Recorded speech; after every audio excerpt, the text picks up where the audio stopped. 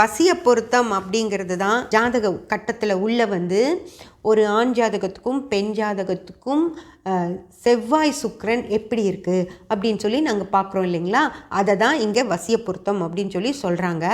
நாங்கள் எப்படி பார்க்குறோம் அப்படின்னு சொல்லிட்டு அதுக்கப்புறம் நான் இதை படிக்கிறேன். பெண்ணோட ஜாதகத்தில் செவ்வாய் அப்படிங்கிறது கணவருங்க. செவ்வாய் எப்படி இருக்குது அப்படிங்கிறத முதல்ல பார்த்துருவோம்.